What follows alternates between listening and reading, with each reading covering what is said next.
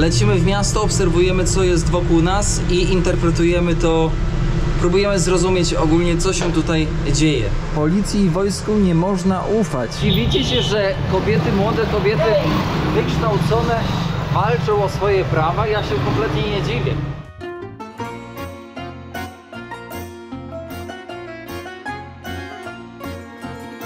Drodzy widzowie, już jest nowa dostawa książki Ludzie Drogi. Koniecznie kupcie swój egzemplarz. Możecie ją znaleźć na Allegro ze smartem 0 zł przesyłka.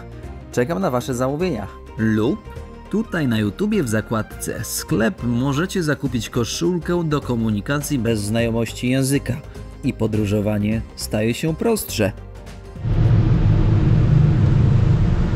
Witam Państwa bardzo serdecznie w odcinku numer... nie pamiętam którym, ale głośno. Słuchajcie, sytuacja taka, że nie pamiętam, który to odcinek, ale to najmniej ważne, bo na miniaturze jest numer.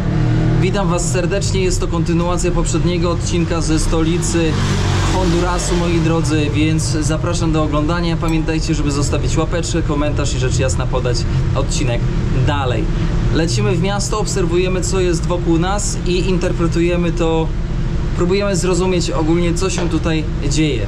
Pewnych tematów nie można poruszać publicznie, ponieważ może to grozić srogą karą ze strony czy to z rządu, czy to wojska, czy to policji dla takiego obywatela. Więc powiem to własnym językiem, powiem to własnymi słowami, powiem to po to, żebyście wiedzieli, co się dzieje na świecie. Zapraszam. Tak jak wcześniej wspominałem, mury powiedzą więcej niż ludzie. Policji i wojsku nie można ufać. Oni wysyłają nas na drugi świat. Mówię to w przenośni, ponieważ pewne słowa są po prostu najzwyczajniej w świecie blokowane, więc wiecie, o co chodzi. I taki napis to jest manifest, który mówi: halo, halo, policji i wojskowym nie można ufać. Oni nadużywają swoich praw. Oni łamią prawa człowieka. I tak tutaj w Hondurasie się dzieje. Na tym plakacie wyżej codziennie 7 kobiet zgłasza ogólnie brutalne napaści. 3 kobiety z tych 7 to jest zgłoszenie kobiet, które mają po 14 lat. Codziennie dochodzi do 65 porodów u kobiet, które mają poniżej 19 lat. Szok. Ja bym się nie zdziwił, gdyby mnie zamknęli ogólnie za robienie tutaj vloga, w sensie lokalna policja, ale klamer, lata 30. i jedno z najbardziej znanych kin tutaj w stolicy. W stylu art deco, jak widzicie. Ten styl art deco bardzo często się przewija przez kraje byłego Związku Radzieckiego. Też w Polsce dość często widać. No i w krajach Ameryki Centralnej również ten styl dominuje. Kierowniku, taka wisienka na torcie jak to kino. Dlaczego nie funkcjonuje? Słuchajcie, tak jak wszędzie na świecie, wielkie multiplexy, kina, sieciówki wygryzają takie właśnie perełki oryginalne, unikalne jak to kino. Tak samo dzieje się w Polsce. W centrum nie ma bata, że krat nie będzie, że nie będzie drutu kolczastego. Musi być, słuchajcie, to jest, wiecie co? To jest jak woda dla człowieka. Drut w Hondurasie musi być. San Cayetano. Przeraża mnie ilość ludzi chodzących względem ilości ludzi jeżdżących. Ale kobiety się wkurzyły. Patriarchat. Niech patriarchat spłonie. Kurde, naprawdę są wkurzone. Uwalniam moją złość. Nie lubię być delikatna. Dziwicie się, że kobiety, młode kobiety wykształcone walczą o swoje prawa? Ja się kompletnie nie dziwię. W krajach takich jak tutaj, które mają to miano rozwijających się, no to nie ma co się dziwić, że kobiety młode, które zdobywają wykształcenie, stają się bardziej świadome i bardziej świadomie podchodzą do swoich praw i walczą o nie. Walczą o nie otwarcie, głośno, ale niestety ten głos często zderza się, moi drodzy, z przemocą ze strony nie lokalnych, ale ze strony rządu, bo rządowi się nie podoba, że ktoś krzyczy. Justicja, czyli sprawiedliwość. Ja dla Madi. Ciężko powiedzieć, chyba dla matek, a tutaj zatrzymaj się. Powiem wam, że to jest jakiś taki dialekt, który ciężko przetłumaczyć. Ciężko znaleźć te słówka ogólnie w słowniku. Tutaj kolejny przykład Art Deco.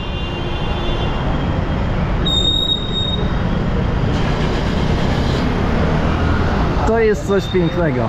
Feministki, ludzie, którzy się nie zgadzają z aktualnym stanem bytu w kraju względem rządu.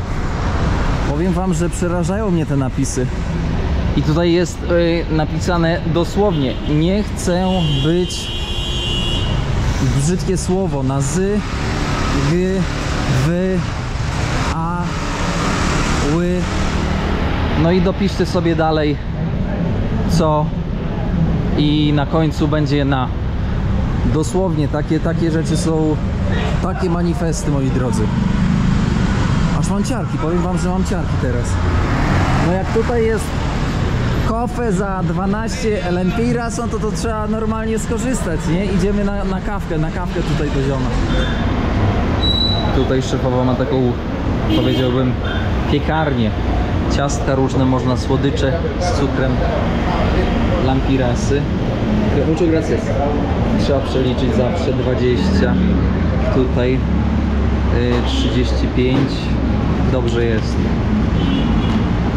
Jak na szefa przystało, usiądziemy sobie tutaj gdzieś na chodniczku i sobie chlupniemy całej tej dobroci czarnej, obserwując, co się dzieje na zewnątrz. Obserwacja, moi drodzy, to jest klucz w podróży. Obserwując, bardzo często można przeczytać, co się dzieje. Pozaglądać trochę.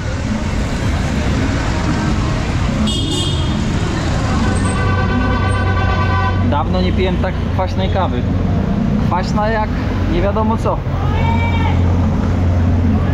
Ojej, nawet nie wiedziałem, że taki jest poziom kwasoty w kawie.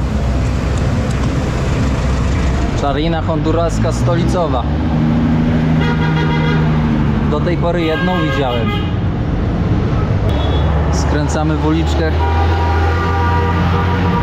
Powiem wam, że przerażająca jest ilość osób, które wyciągają ręce na ulicy. Bufete de abogados. Wszystko, słuchajcie, gdzie nie wejdziesz, to wszędzie kraty. Siłownia kraty. Tamte z jedzonkiem kraty.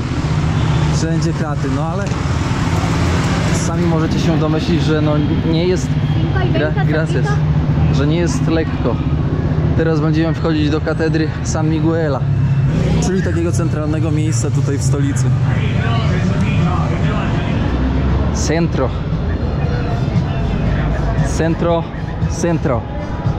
czyli centrum. Jeszcze może się załapiemy do telewizji honduraskiej. To by było, co? Loteria. Nie będziemy grać w loterię. Trzeba zapracować, na szczęście. Ale do katedry to się zapakujemy, co? No trzeba.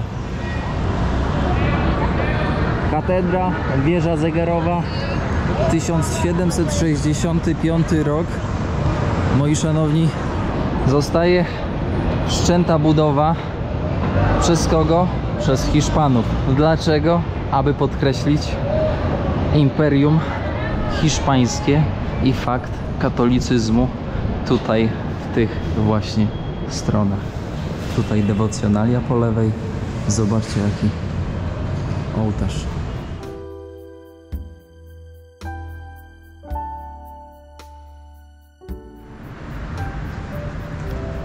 Jest i nasz człowiek.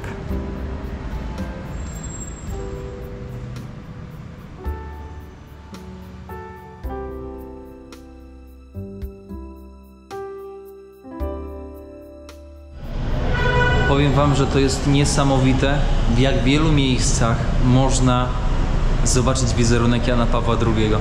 I zawsze jak jestem w podróży i widzę Jana Pawła, to jakoś mi się tak cieplej na sercu robi. Naprawdę. Jan Paweł II zrobił naprawdę kawał dobrej roboty nam, Polakom, w świecie. Nawet nie zdajecie sobie sprawy, a może i zdajecie, ile dobrego zrobił wizerunkowi Polski, Polonii w odległych zakątkach krańcach, na krańcach świata.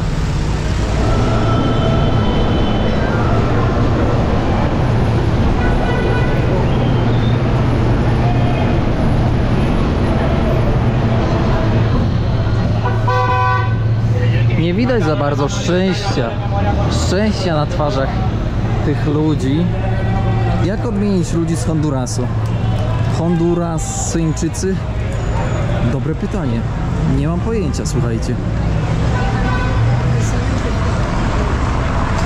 Kobieta z Hondurasu to? Mężczyzna z Hondurasu to? Nie uwierzycie. Hondurianin, Hondurianka. Tak się mówi w języku polskim na obywateli Hondurasu. Hondurianin. To brzmi jak jakiś wojownik. W życiu bym się nie domyślił, naprawdę. Kolejny kościółek w centrum. Życie płynie tutaj.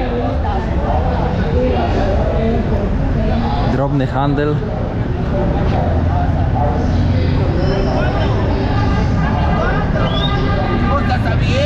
Hola, amigo.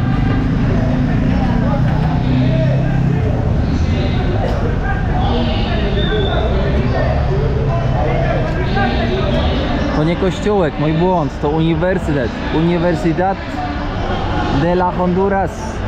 Tutaj coś się dzieje.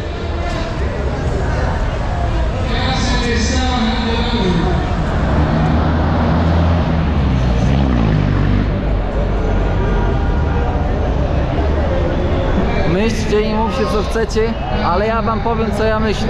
Ja myślę, że 10 lat temu ja bym tutaj nie paradował po ulicy w centrum z kamerą. Nie ma bata. Nie ma bata, to był inny świat 10 lat temu.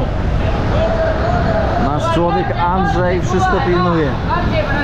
Jest i on. Siedzi, bacznie obserwuje nad bezpieczeństwem. Tutaj ze współtowarzyszami.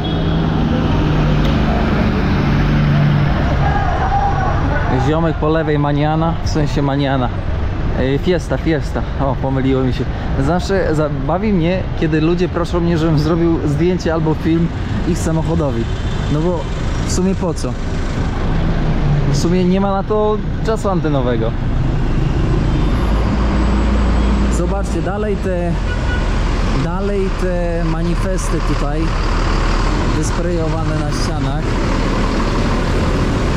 o których wspominałem. Walka kobiet o równouprawnienie, walka kobiet o bezpieczeństwo w kraju. Manifest tego, że kobiety też mają prawa, manifest tego, że kobiety to też ludzie. Brzydko to brzmi, ale... Czarinki, ale rozwalone. To tak zwane czarinki security. One niby ochraniają, ale nie ochraniają, bo śpią.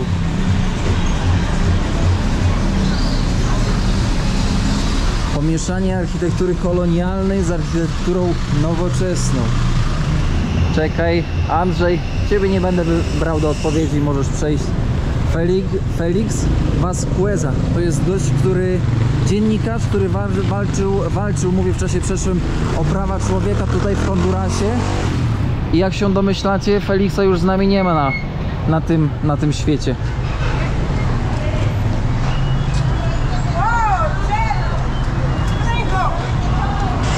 Hola, señora!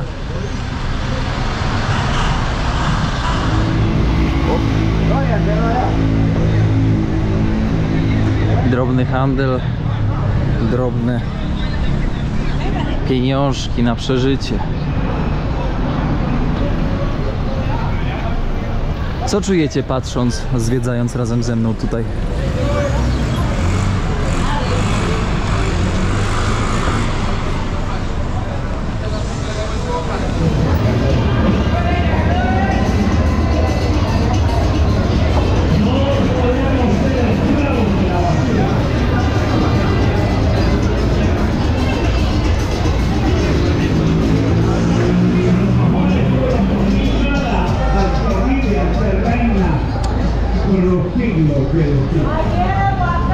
Idę sobie dalej tutaj przez centrum. Zauważcie, jak często można kupić owoce i warzywa. Trzeba zaznaczyć, że jest to kraj, Honduras jest krajem rolniczym, który potrzebuje turystyki jak czarek Budy. Tutaj koleżka ewangelizuje, przepraszam.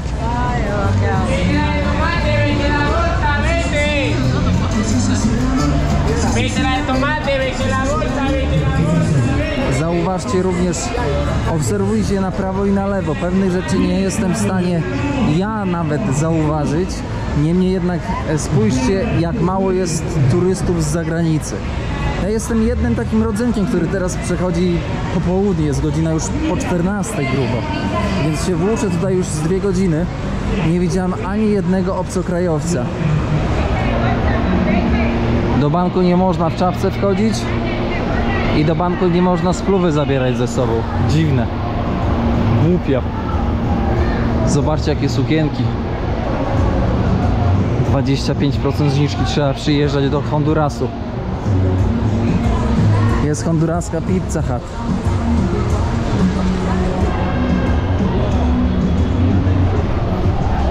Ktoś by zapytał kierowniku, a jakie jest minimalne wynagrodzenie? Słuchajcie, ciężko mówić. Tutaj zaczepiłem takiego młodego chłopaczka podpytać, no i tak mniej więcej przeliczając na złotówki to jest około 1000 złotych. Znaczy minimalne, takie uśrednione tutaj w stolicy, ale trzeba zaznaczyć, że życie w stolicy jest znacząco droższe, więc te 1000 złotych to jest, wiecie, to jest praktycznie nic, żeby tutaj przeżyć. O, czerwony krzyż. To graffiti też jest dobre, bo tutaj to nie, to dla matek i dalej jest napisane coś w stylu wielkie nie dla starych obrzydliwców. I można to interpretować na zasadzie, że starsi mężczyźni mogą dopuszczać się po prostu względem czy to młodych kobiet, czy to ogólnie kobiet, no niestosownych zachowań. I powiem wam, że podoba mi się sposób przekazywania. Hola amigo. No gracias. I podoba mi się sposób przekazywania w ten sposób informacji do świata. Dlaczego? Bo to jest kraj, w którym właśnie w taki sposób na murach sprayem przemówi do ludzi. Wchodzimy na plac. Kościół Santa Maria de los Dolores. Chłopaki tutaj buty czyszczą. Zobaczcie ogólnie, jak górzyste jest otoczenie stolicy. Sama stolica jaka jest górzysta. Ile trzeba się nachodzić, nasandałować, żeby zobaczyć tutaj miasto. W takich miejscach, takich turystycznych miejscach, na przykład jak ten plac z tym kościółkiem, no to w miejscach turystycznych, w stolicach, które są odwiedzane przez turystów, bardzo często są pamiątki i jeszcze raz pamiątki. A tutaj, szanowni państwo, pamiątek nie nada. Tutaj bieliznę można kupić, tutaj można kupić koszulkę, spodnie, pasek, można kupić proszek do prania, można kupić, co tam jeszcze można kupić? Piłkę do gry, do zabaw, parasolkę, okulary przeciwsłoneczne. To pokazuje, że ten plac nie jest ukierunkowany, moi drodzy, na Andrzejów czy na takich turystów jak ja, tylko na lokalnych, którzy przychodzą tutaj kupić jakieś rzeczy. Kupić dla swojej współmałżonki na przykład taką, powiedziałbym, sprośną nieco bieliznę. Andrzej, dziku, co myślisz o tej bieliźnie? Dla tej swojej koleżanki po prawej. No właśnie. Kościółek jak kościółek, ale przy kościółku co? Przychodnia. Przychodnia, która prawdopodobnie za drobne pieniążki pomaga lokalnym.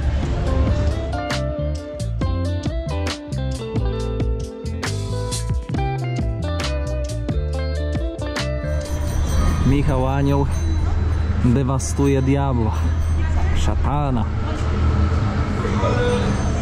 Szmatex, lumpex, pewex. Można kupić sobie trochę rzeczy, nawet takich, które przyjeżdżają z motywem afrykańskim.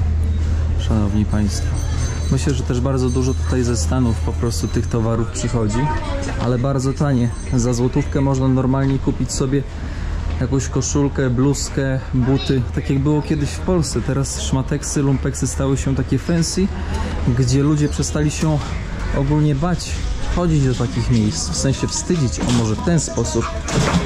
Zobaczcie, buciki, nie buciki. Wydaje się na pierwszy rzut oka, że te rzeczy są bardzo mocno takie styrane życiem, ale to może w Polsce też jak się robi przebiórkę, to takie się odrzuca bardziej. Styrane życiem te rzeczy. Naprawdę w pierwszym lepszym szmateksie w Polsce te rzeczy wyglądają znacząco lepiej.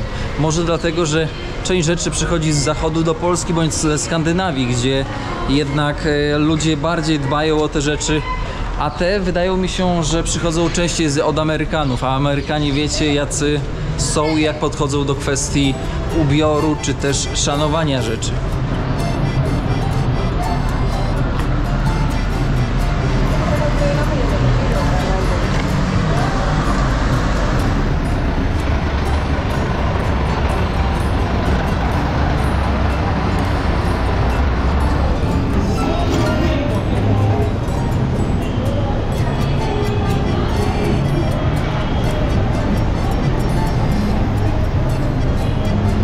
Sklep chiński.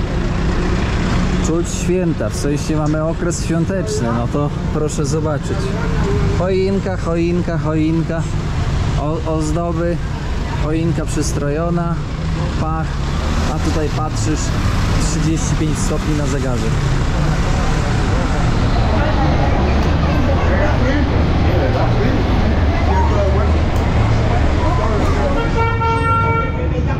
Diamenty, złoto, srebro, szanowni.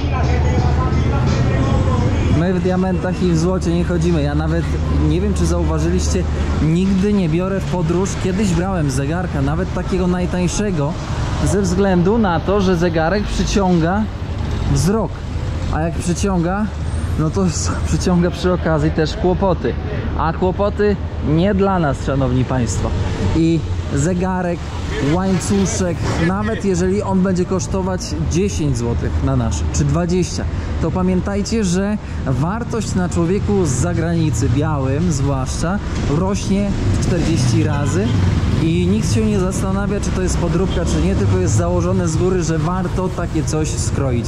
Więc zasada pierwsza w podróży: nigdy nie nosimy czegoś, co reprezentuje swoją taką zewnętrznością jakąś wartość dla przeciętnego obywatela kraju, który odwiedzamy, bo to generuje problemy.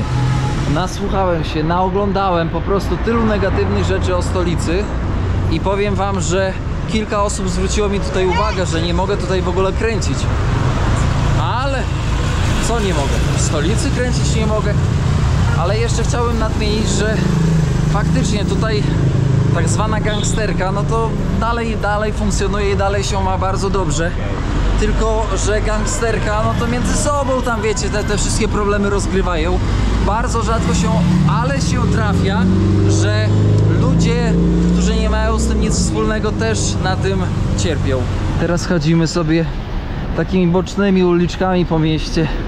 No zobaczyć tego prawdziwego ducha życia stolicy o tej porze, no popołudnie już, więc ci ludzie się wyłaniają zarówno z prac, ze szkół, z uniwersytetów, przychodzą zjeść, napić się kawy, więc widać ich.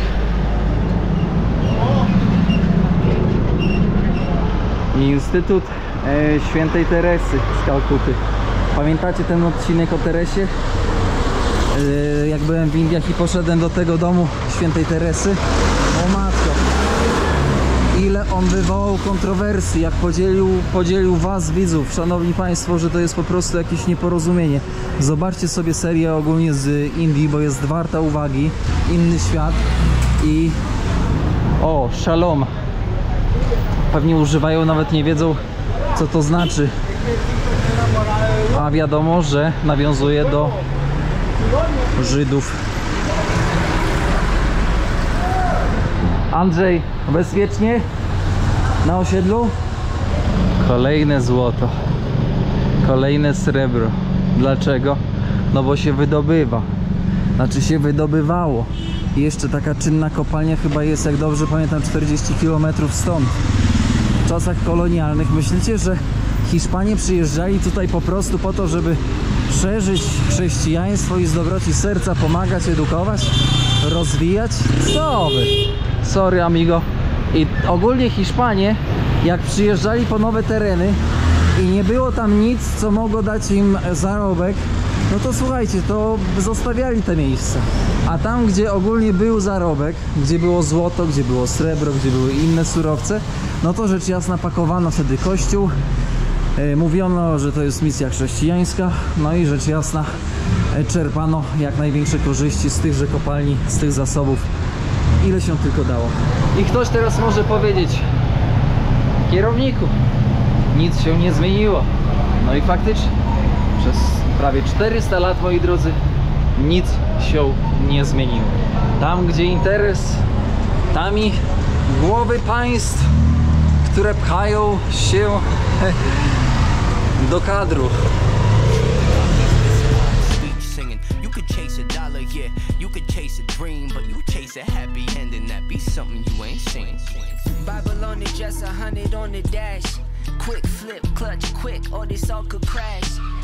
Ogólnie przemieszczając się w centrum i tak poza centrum na obrzeżach jest ok.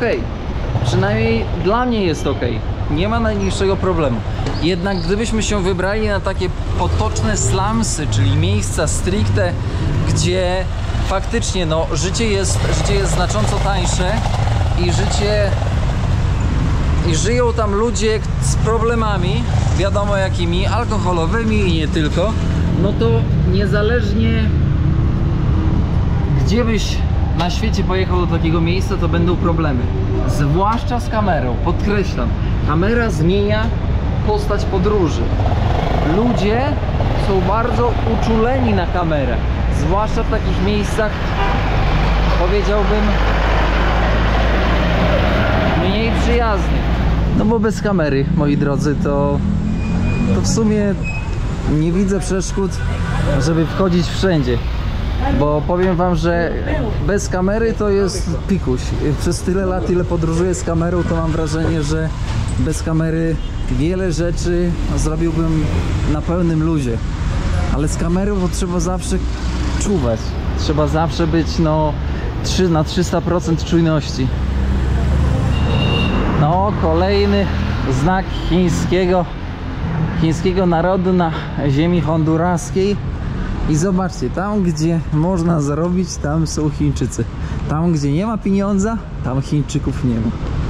I dosłownie, i to jest tak, powiedziałbym, intencjonalne z ich strony, że to wręcz aż boli, ale oni tak robią. To tak działa. I z punktu widzenia taktycznego stanowią ogromną potęgę dzisiaj w dzisiejszym świecie, więc może to jest jakieś rozwiązanie, może to jest podpowiedź dla polskiego rządu, jak trzeba działać. Mądrzejsi ode mnie powinni, może siedzą, a może powinni siedzieć w rządzie. Po prawej noclegownia dla bezdomnych, ale szczynami wali. No gdzie bym nie poszedł na takich dzikich w ogóle, wiecie, kampach dla bezdomnych, zawsze wali szczynami. Już nie ogarniam dlaczego aż tak. Ziomeczek sobie kimanderko. Przykra sprawa, ale no to jest życie. Tak wygląda brutalny obrazek życia.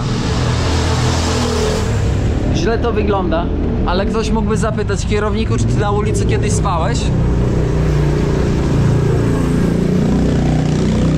Spałeś. Nawet były czasy, kiedy w Wenecji postawiłem na chodniku, o tak jak tutaj, namiot i poszedłem spać, bo nie było mnie najzwyczajniej w świecie stać na hostel w tamtym czasie.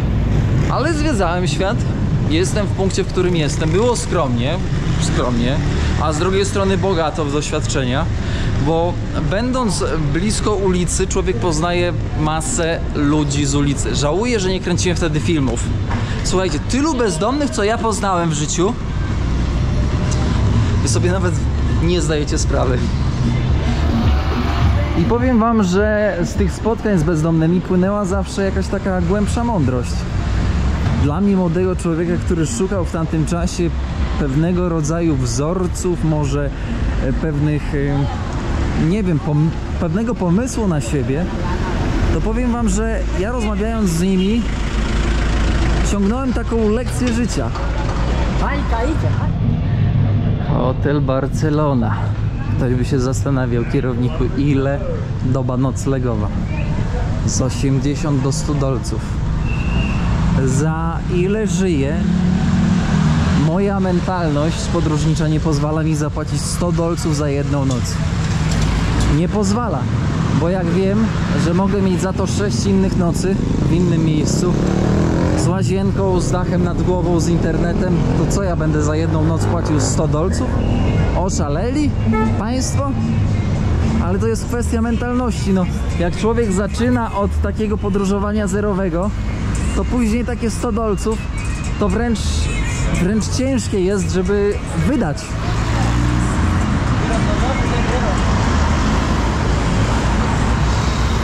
A su generación. Hola, amigo. Hola. Zapomniałem to nazwę, to jest piniata na urodziny.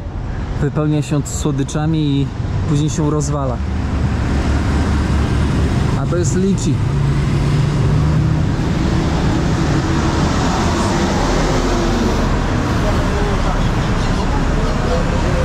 Pamiętacie z poprzedniego odcinka, że miałem z Meksyku, dostałem takiego resoraka od takiego chłopaka, bo był bardzo taki wdzięczny, że w ogóle mogliśmy się spotkać, pogadać.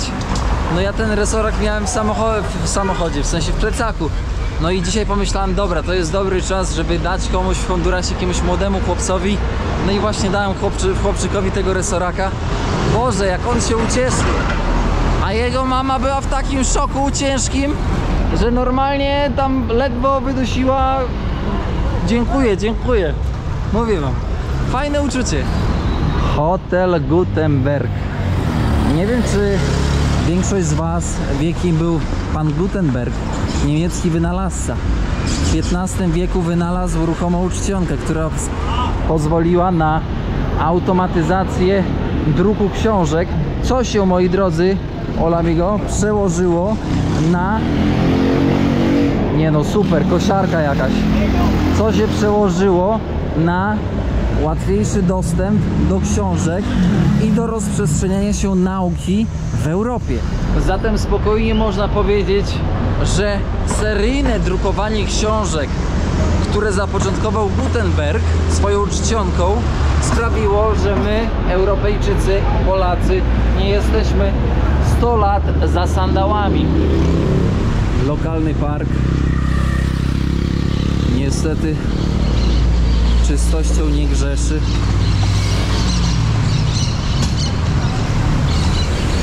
Dawno już nie widziałem młodych ludzi, którzy chodzą z reklamówką i wąchają klej. Naprawdę bardzo dawno. Chyba ostatni raz to było w Afryce. Nie pamiętam, jaki to był kraj. Już mi się to zaczęło zlewać. Chyba Liberia. I właśnie dzisiaj zobaczyłem kolejny raz. Kolejnym aspektem są alerty powodziowe.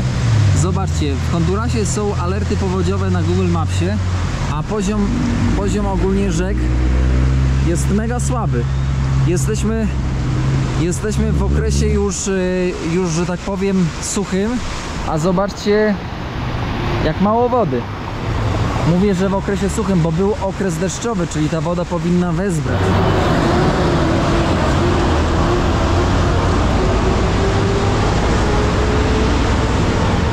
Circle. W życiu bym nie powiedział, że ta sieć ogólnie jest w Hondurasie. To jest niesamowite, jaka ekspansja, co marki. Drodzy widzowie, wiecie co, będziemy kończyć odcinek z prostej przyczyny. Co to za jakieś dźwięki, ty? No nie, muszę to przełożyć. Pomimo wielkich chęci zakończenia odcinka, czy to w supermarkecie, czy przed supermarketem, nie udało mi się ze względu na muzykę, a muzyka to prawa autorskie, a co za tym idzie, to po prostu jest zablokowany odcinek.